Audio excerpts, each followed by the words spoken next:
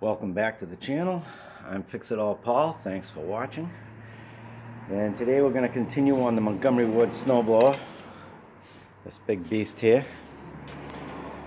I did a little looking up. I ordered a head gasket which should be here for tomorrow. So today we're going to try and take the head off of this. See what's going on underneath. Because when I pull this, I really am getting no appreciable compression whatsoever.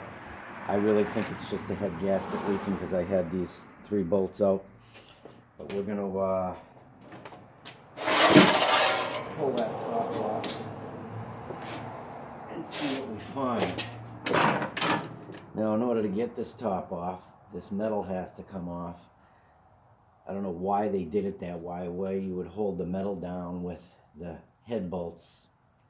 Seems kind of foolish to me, but they weren't asking me, so it is what it is, right? So we'll stop trying to, oh yeah, sure. There we go.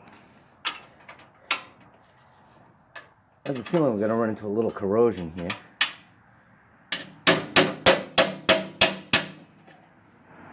Jeez.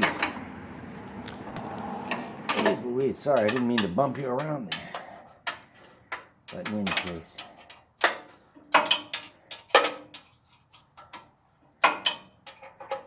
Not a bad day here today. It's a nice balmy 38 degrees here. Got pretty reasonably cold last night. These are nice and short. Be interesting to see just how much sheet metal has to come off of here. How many fasteners there are holding this mess. There's a little tiny one over there. I don't think we need to take this off. I don't think this is attached.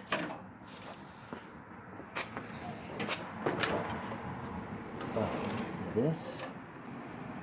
No, that's not attached either. This is where a electric start could be mounted into this. And I may wind up doing that. I don't really know. We'll see when we get there. What else is holding a piece of sheet metal in there? A couple of fasteners way down underneath here. If you look, you can see one there down under here. There's another one on the other side. This snowblower sat outside for some period of time.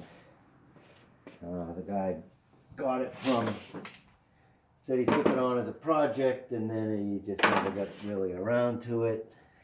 And it sat outside for a long time. Jeez, that's a little tight. I think we need a cheater pipe on there. I'll be right back. We got ye old cheater pipe. It's a little bit long, but it fits over the wrench. And I'm guessing that once I crack this loose, this won't be a problem. You know, people complain about, using a cheater pipe on certain things. As long as you understand just how much leverage you're really getting, I don't see the issue. Oh, that is really tight. And again, you just have to adjust for how much leverage you're really giving something. Now that feels way too tight. And one of the things I like to do with a fastener like this is you go loosen it, tighten it, loosen it, tighten it. And I think I want a different wrench for this. This is in fact the 7/16.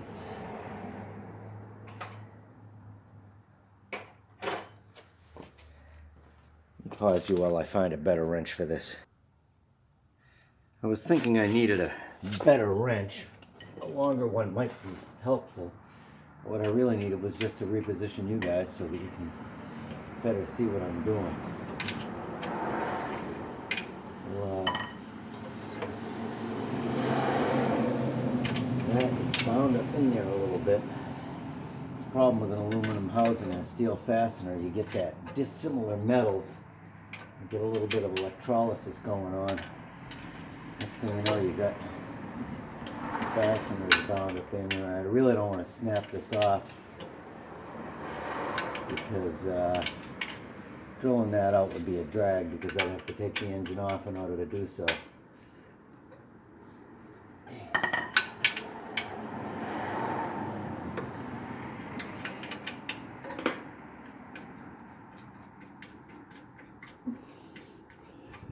Now, I think it's time for a dash of WD-40, a liquid wrench or something. Here we are with the liquid wrench. Liquid wrench, WD-40, PB blaster. It's all glorified kerosene in my humble opinion. Some of it works a little better than others.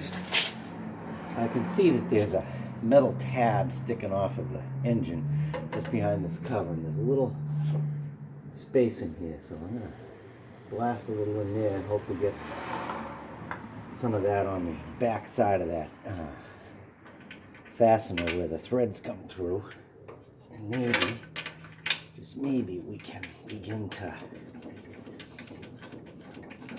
oh yeah, I can feel like getting in there now. A little bit frustrating. I like it when things just come right apart, but you work on old things that people have left outside, they don't like to just come apart, that's for sure. I'd put a ratchet down in here. There's no room for the ratchet head. So we'll work at it here. I wish I knew how to do fast forward on this. You know, like a frame every 5 seconds or something like that, so that you guys didn't have to be bored to death watching me do this. Oh yeah, that's coming. Yep.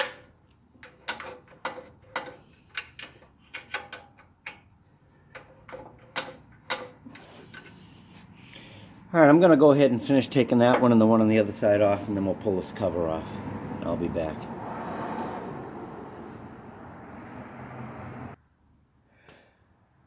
Alright, we have the fasteners out of there. Try to wrestle this bad boy off of here.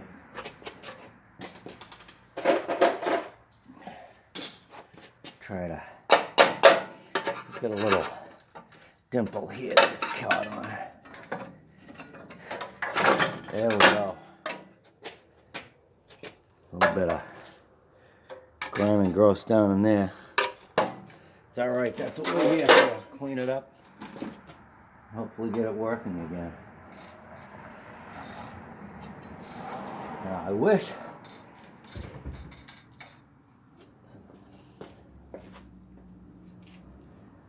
I understood exactly how to get these flywheels off, because on most of these pieces of equipment, if there's a set of points, they're underneath the flywheel.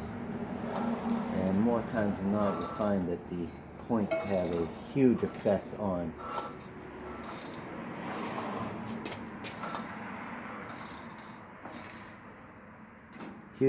the performance of the engine. But that's not where we're at for today. So now let's screwdriver down. Why don't we start up top here?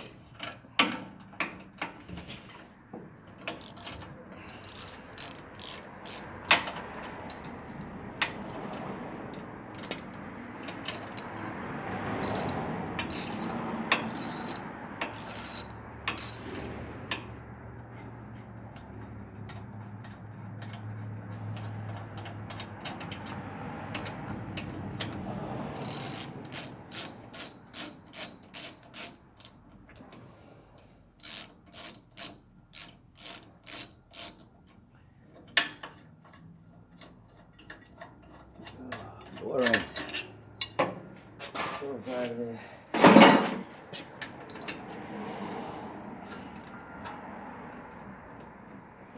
this sheet metal that's on here, I believe that the flywheel here acts as a fan and ends up forcing air up over the top and out over the top to help cool that head down.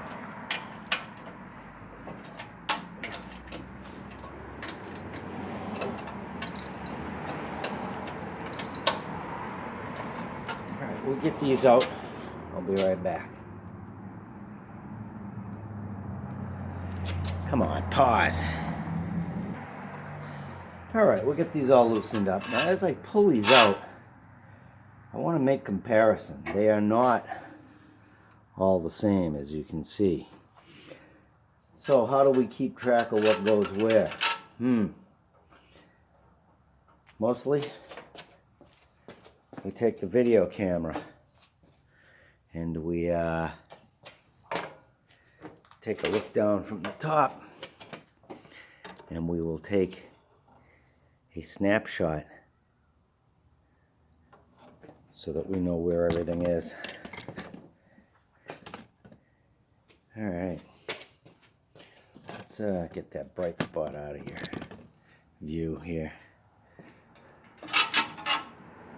One way to keep track of these, just put them back in the sheet metal where they were. Over the side here, I just have a 5-gallon mud bucket that I'm putting fasteners in, just to keep them from all winding up all over the place.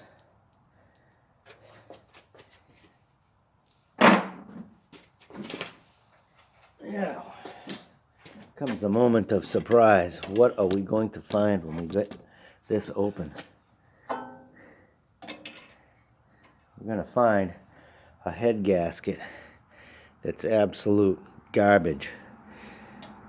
In fact, you can see where it's been leaking over here and in here. Oh look, we've got bits of crud, probably from where I pulled the spark plug out. There was dirt there. Overall, not a lot of carbon going on here. And I'm going to go get a wire brush, and I'll be right back. Alright, you old wire brush.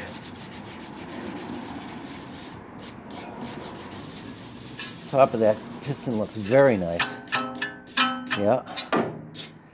Notice I'm using a brass brush because I don't want to scratch anything here really. I'll go and give this head surface a much better cleaning after the fact. I'll give it a scrub down. Blow some oil down into here. Clean it up.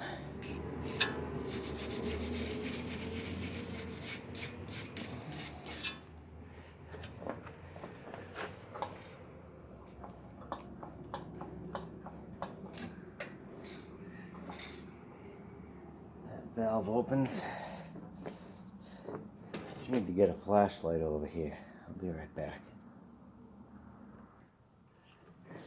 Alright, what I did was I popped the valve open. I wanted to give that valve seat a good look, make sure it looks alright. It does look okay. I don't see any issues there. I don't see any pitting or any rusting. At least that's on the exhaust valve. Pop open the intake valve. Oh, that one looks equally shiny. I think we've got a perfectly viable engine here. I don't think we've got any real issues here.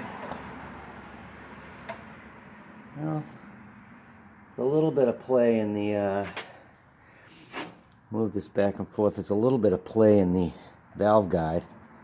I wouldn't call it major. I wouldn't call it insignificant either, though. This one's got a little bit more, but not much. I think this engine's going to run perfectly fine. That's what I think.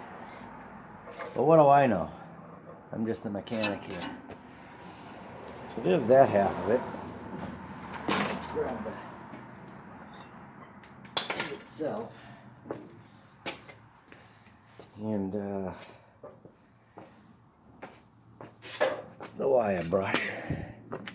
When we move out here into the summer, we've got some really decent light to see by. You can see that thing's a little bit of crud. Just give it a good wire brush.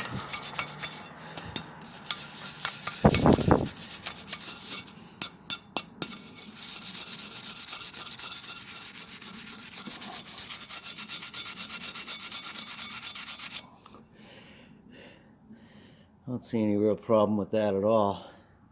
Looks pretty good. Again, you can see the discoloration over here where it was blowing past the head. I've got a new head gasket, should be here tomorrow. And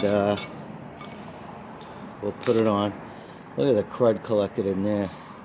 We'll clean that out as well. And in the meantime, we will pay some attention to this.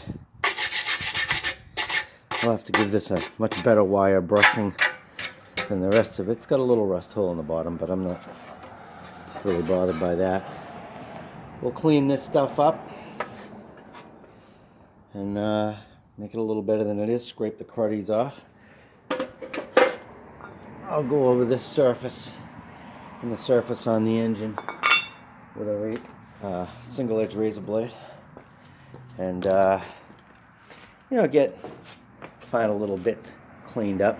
One of the things we want to look at is we want to go down with the piston and take a look in there. Grab a flashlight so you folks can see. Whoa, let's see here. You can see that looks pretty darn nice. I don't see any issue with that at all. I can still see the original hash marks. There's really no edge to speak of up at the top, which is good. A little bit of carbon here. Again, single edge razor blade, clean that up. I'll blow a little oil down in there, a little oil on the valve seats, and we put that new head gasket on. We'll pop this all together. And I cleaned the gas tank out a bit ago. You saw that I put let me take you off the stand here. You saw the other day I put the carburetor on here, so that should be okay to go. And I think once we pop that head back on, get some gas in it, I got to get a piece of fuel line. I'll do a little more cleaning up around the edges here. I think this thing's going to start up. Now once we get it started, then we'll know whether we're good to pay some attention inside here where the pulleys, and you can see there's crud down in there. We'll get that all cleaned up.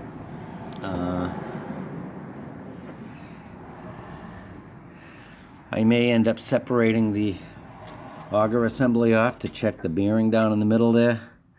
Make sure that's okay. I want to make sure that whoever I sell this to is going to be able to actually use it for the winter. I haven't checked the oil yet. Let's take a look in there. Ooh, that looks kind of dry. I can't really tell, but looks kind of dirty too. Not dry, but not full by any means. And we'll change out the oil. That's fairly simple. Take this plug off. Of course, got to put the drain pan down underneath here. I might take the wheel off to do that. I don't really know. Actually, I could drain the oil out this side. It's actually got a spigot that sticks out, so if I take the wheel off, that'll actually drain down into the pan a little easier. Maybe I'll put a can down there, something. I don't know. We've got an oil fill on both sides of this engine, which is a little different. I don't think I've seen that before.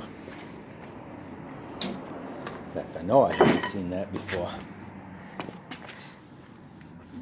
But I'm guessing that maybe they did that because it's easier to fill it from the other side, because on this side you've got this chute control in the way. But that's about what's up with that. Why does this feel like it doesn't want to go back on there? I think maybe somebody cross-threaded it at some point. But, you know, again, we'll get rid of the crud. Clean it up a little bit. We'll have to lubricate this so that it turns the way it should. I mean, it does turn, but you can hear it ain't liking it. And that is all for this video. Don't forget to rate, comment, and subscribe. I'm hoping you're enjoying my videos. Please leave a comment down below, down in the doobly-doo. Thanks for watching.